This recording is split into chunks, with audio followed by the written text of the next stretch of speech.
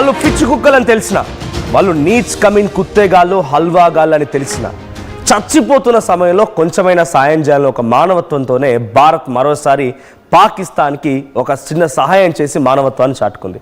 శత్రుదేశమైన పాకిస్తాన్కి భారత్ సాయం చేసింది.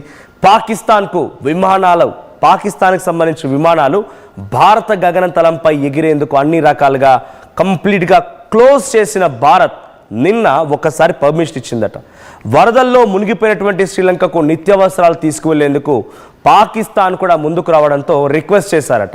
మీ గగనతలాన్ని వాడుకుంటా మేము కూడా శ్రీలంకకి కొంత సహాయం చేస్తామనంటే, సరేలే వాళ్ళు చేస్తున్న సహాయమే కదన్నట్టుగా ఒక్కసారి పర్మిషన్ ఇచ్చారు. నిన్న పాకిస్తాన్కి సంబంధించిన ఒక విమానం భారత గగనతలంపై నుంచి శ్రీలంకకు వెళ్ళింది. శ్రీలంకలో దిత్వా తుఫాను ప్రభావంతో అక్కడ ఎటువంటి అల్లకల్లోలమైన పరిస్థితుల్లో చూసాం.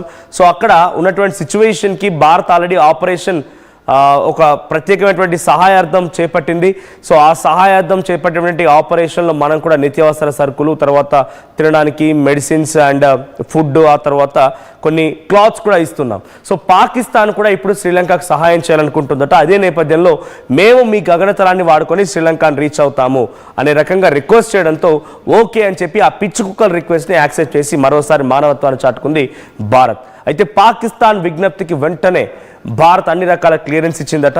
తమ విమానాలకు పర్మిషన్ ఇవ్వలేదంటూ పాకిస్తాన్ మీడియాలో వస్తున్నటువంటి వార్తల్ని కూడా భారత్ ఖండించింది. అరే వెదవల్లారా, మీకు ఇచ్చాము, వెళ్ళారు, అక్కడ సహాయం చేయడానికి అన్ని రకాలుగా మీరు కూడా ముందుకు వెళ్ళారు, సో మేము కూడా మీకు పర్మిషన్ ఇచ్చాం, మళ్ళీ వెళ్ళి తప్పుడు ప్రచారాలే. అందుకే కుక్క తోక వంకర, అది ఎంత గుండు గట్టి వదిలేసినా అది మళ్ళీ ఆ బరువున్నంతసేపే చక్కగా ఉంటుంది, కానీ ఆ తర్వాత మళ్ళీ వంకర అవడం ఖాయం కదా. సో ఇప్పుడు పాకిస్తాన్ బుద్ధి కూడా కుక్కతోక లాంటిదే, కుక్కతోక వంకర. ఇటు ఆల్రెడీ పర్మిషన్ అడిగారు, పర్మిషన్ ఇచ్చాము, వాళ్ళు వెళ్ళారు, శ్రీలంకలో వాళ్ళకి సంబంధించి సహాయం చేశారు, మళ్ళీ ఆ తర్వాత అక్కడికి వెళ్ళిపోయి పాకిస్తాన్ మీడియాలో ఏం చెప్తున్నారంటే మాకు భారత్ పర్మిషన్ ఇవ్వలేదు, మాకు భారత్ పర్మిషన్ ఇవ్వలేదు అని చెప్పి వాళ్ళు మళ్ళీ అక్కడ మొరబెట్టుకుంటున్నారంట, పిచ్చి వ్యాఖ్యలు చేస్తున్నారట. సో దీన్ని కూడా భారత్ ఖండించింది.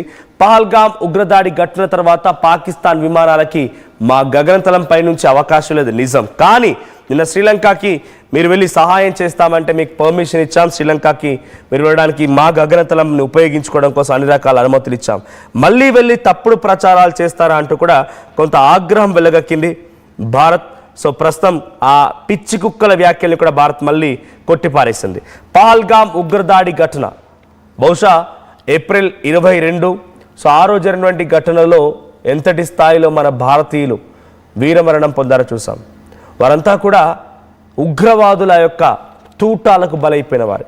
ఉగ్రవాదులకు ఎదురుగా నిలబడి వాళ్ళు చెప్పేటువంటి మాటల్ని వినని, అంటే వాళ్ళు ఒక మతపరమైనటువంటి ఒక స్లోగన్ ఇచ్చారు, లేకపోతే మీరు ఏంటి అని అడిగారు, ఇవన్నీ రకరకాలుగా అక్కడ ఉన్నటువంటి లైవ్ సాక్షులు చెప్తున్నారు కాబట్టి వాళ్ళ మాటలకి తలగ్గకుండా నిటారుగా నిలబడ్డందుకు భారతీయులని వాళ్ళు అంతమొందించి వాళ్ళు ఎంతటి దమనకాండ సృష్టించారో మనం చూసాం. సో ఆ తర్వాత జరిగింది ఆపరేషన్ సింధూర్. ఆపరేషన్ సింధూర్ ద్వారా మే 7 ఎటువంటి ఒక ఇండిజినియస్ వెపన్స్తో భారత్ పాకిస్తాన్ని అట్టుడికిచ్చిందో కూడా చూసాం. పాకిస్తాన్లో ఉన్నటువంటి టెర్రర్ క్యాంప్స్ని కుప్పకూల్చాం. 9 టెర్రర్ క్యాంప్స్, 9 ఉగ్రమూకలని మొత్తాన్ని కూడా నిలమట్టం చేశాం. ఆ తర్వాత మరుసటి రోజున మళ్ళీ 13 ఎయిర్ బేసెస్ని, దాంట్లో కీలకమైన ఎయిర్ బేస్ నూర్ఖాన్ ఎయిర్ బేస్ని కూడా కుప్పగూల్ చేశాం. సుమారుగా 2-3 రోజుల పాటుగా జరిగినటువంటి యుద్ధంలో పాకిస్తాన్ మొత్తం కంప్లీట్గా కొలాప్స్ అయిపోయింది. పాకిస్తాన్ ఏం చేయలేక దద్దమ్మలాగా, చవటలాగా, ఒక హల్వాలాగా, నీచ్ కమిన్ కుత్తేలాగా మూలకు ముడుచుకునే కూర్చునే పరిస్థితి వచ్చింది. ఆ తర్వాత వీళ్ళకి కొంత బలుపు వచ్చింది. ఏంటోనంటే ట్రంప్ ఏదో మేమే యుద్ధాన్ని ఆపాలని చెప్పడంతో కొంత బలుపు వచ్చింది. ఆ తర్వాత ట్రంప్ వచ్చి పాకిస్తాన్ దేశస్తులని పవర్ఫుల్ పొలిటీషియన్స్ అనడంతో కొంత బలుపు వచ్చింది. ఇలా బలుపు పెరుగుతూ వెళ్ళిపోయి ఆ వాపును చూసి బలుపు అనుకొని మళ్ళీ భారత్పై అవాకులు చవాకులు పేల్చడం మొదలుపెట్టారు. సో దీంతో ముందుగానే ఈ పహల్గామ్ ఉగ్రదాడి ఘటన 22 ఏప్రిల్న జరిగితే 23వ తేదీన ఎగ్జాక్ట్గా ఆ పాకిస్తాన్కి వెళ్ళేటువంటి సింధు జలాలను మొత్తం నిలిపేశారు. ఒక్క చుక్క నీటిని కూడా కిందికి వదలకుండా నిలిపేశారు. సో ఆ నీళ్లతోని పాకిస్తాన్ ఇప్పటికీ అట్టుడికిపోతోంది. సరే పిచ్చి కుక్కలు వదిలేద్దామని అనుకున్నా కూడా ఇంకా అవాకులు చవాకులు పేల్చడంతో ఏకంగా భారతీయుల రక్తాన్ని దాంట్లో ఏర్లై పారిస్తామన్నాడు బిలావల్ భుట్టో అనేటువంటి అక్కడ దుర్మార్గుడు. బిలావల్ భుట్టో అని చెప్పి అక్కడ మాజీ ప్రధాని కొడుకు వాడొకడు, మేము ఏకంగా భారతీయుల రక్తాన్ని సింధు జలాల్లో పారిస్తామన్నాడు. ఆ నీచ్ కమిన్ కుత్తేగాడ మరి ఆ రోజు ఎడబోయింది ఆపరేషన్ సింధూర్లో వాడు ఎక్కడ కనిపించలేదే, ఎందుకు వచ్చి యుద్ధంలో పోరాడలేదు. అడ్డుగా నిలబడలేదు నీ దగ్గర మిసైల్స్ వస్తూ ఉంటే, లేదా భారత్పై నీవు చేసేటువంటి అవాకులు చెవాకులు ఎందుకో బయటకు వచ్చి మాట్లాడలేదు ఆ రోజేమో నంగనాచి నక్కలాగా మూలిగే నక్కలాగా అక్కడ కూర్చుని సైలెంట్గా ఏడుస్తూ ఉన్నావు, కానీ బయటికి కనీసం నీ ప్రజెంటేషన్ లేదు, నీ రిప్రజెంటేషన్ లేదు ఆ యుద్ధం జరిగిన రోజులు. ఆ తర్వాత మళ్ళీ అవాకులు చెవాకులు పేల్చడం మొదలుపెట్టారు. సో ఏదేమైనా భారత గగనంతలపై నుంచి ఈ హల్వాగాళ్ళు మన పైనుంచి ఎగరడంతో మనకు కొంత ఇబ్బంది అని గమనించిన మన భారత విదేశాంగ మంత్రిత్వ శాఖ అండ్ అటు సివిల్ ఏవియేషన్ అధికారులు మొత్తంగా ఒక డిసిషన్కి వచ్చింది ఏంటంటే మన భారతదేశంలో ఆ విమానాలు ఇక ఎగరడానికి వీల్లేదు. సో దీంతో వాళ్ళకి ఏమైపోయిందంటే వాళ్ళకి ఎక్కువగా బంగ్లాదేశ్కి తర్వాత చైనాకి ఇటువంటి విధంగా కొన్ని విమానాలు నడుస్తూ ఉంటాయి. సో ఇప్పుడు వాళ్ళ పరిస్థితి ఎలా అయిపోయిందనంటే మూలిగే నక్కపై తాటిపండు పడ్డ చందంగా ఆఫ్ఘనిస్తాన్ గగనతలం పైకి పాకిస్తాన్ విమానాలు ఎగరడానికి వీల్లేదు, వాళ్ళు పేల్చేస్తారు. ఇటు ఇండియా పైకి రావడానికి పర్మిషన్ లేదు, ఎక్కువ తక్కువ చేస్తే మనం కూడా తోకగా తెరిచే అవకాశం ఉంది.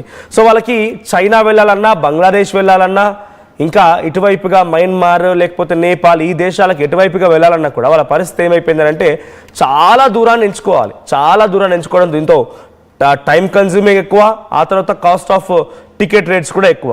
సో ఇలా చాలా రకాలుగా పాకిస్తాన్ ఇబ్బంది పడుతూనే ఉంది. కానీ మొన్న దిత్వా తుఫాన్ ప్రభావంతో శ్రీలంకలో జరిగినటువంటి ఆ వర్షాల ప్రభావంతో కొంత శ్రీలంక అతలాకుతలం అయిపోయింది. దానికి సహాయార్థం భారత్ కూడా ఒక ప్రత్యేకమైన ఆపరేషన్ చేపట్టి మన భారత సైన్యాన్ని సహాయార్థం పంపించడంతో పాటుగా మనం ప్రత్యేకమైనటువంటి ఒక విమానాన్ని కార్గో విమానాన్నితో సహాయంతో మెడికల్ ఎక్విప్మెంట్స్ తర్వాత ఫుడ్ కొన్ని వాళ్ళకి కావాల్సిన క్లాతింగ్ బేసిక్ ఎమ్యూనిటీస్ని సమకూర్చే ప్రయత్నం చేశాం. సో ఈ నేపథ్యంలో భారత్ నుంచి సహాయం వెళ్ళింది శ్రీలంకకి. అయితే పాకిస్తాన్ దుర్మార్గులు కూడా మేము సైతం సహాయం చేస్తామనడంతో ఒక్కసారి కదా అని చెప్పి వాళ్ళు అడిగిన రిక్వెస్ట్ని యాక్సెప్ట్ చేసి భారత్ నిన్న ఒక విమానాన్ని పాకిస్తాన్కి సంబంధించిన ఒక విమానాన్ని శ్రీలంక వైపుకు వెళ్ళడానికి మన గగనతలాన్ని ఉపయోగించుకోవడానికి అవకాశం కల్పించింది. కానీ దీన్ని కూడా వక్రీకరించి దీన్ని కూడా పక్కదారి పట్టించే విధంగా దీన్ని కూడా తప్పుగా పోర్ట్రే చేసే విధంగా మళ్ళీ పాకిస్తాన్కి వెళ్ళిపోయి పాకిస్తాన్ మీడియా ఎదుట భారత్ మాకు పర్మిషన్ ఇవ్వలేదు, మేము సహాయం చేస్తాం శ్రీలంకకు, మీ గగనతలాలను వినియోగించుకుంటామన్నా కూడా మాకు పర్మిషన్ ఇవ్వలేదు అనేటువంటి మాటని తప్పుడు ప్రచారానికి మళ్ళీ తెరలేపింది ఈ షహబాజ్ షరీఫ్ గారి ప్రభుత్వం. దీంతో భారత్ కూడా ఖండించింది, అరే వెరవల్లారా మేము ఆల్రెడీ చెప్పాం, మీరు వెళ్ళారు చేసుకుని వచ్చారు, మీ సహాయాన్ని అక్కడ అందించారు వచ్చారు, మీకు పర్మిషన్ కూడా ఇచ్చాం, మళ్ళీ పిచ్చి వ్యాఖ్యలేంద్ర హల్వా గల్లారా అని చెప్పి భారత్ కూడా అగ్రెసివ్గా రియాక్ట్ అవుతోంది. భారత్ కూడా దీన్ని కొట్టిపారేసింది ఈ వ్యాఖ్యల్ని. సో ఈ వెదవల బుద్ధి అంతే. వీడి గతంలో ఖ్వాజా ఆసిఫ్ అంటాడు, వాడు అక్కడ రక్షణ మంత్రి ఏం చెప్తాడంటే మేము పాశ్చాత్య దేశాలకి సహకరించడం కోసం ఉగ్రవాదాన్ని పెంచి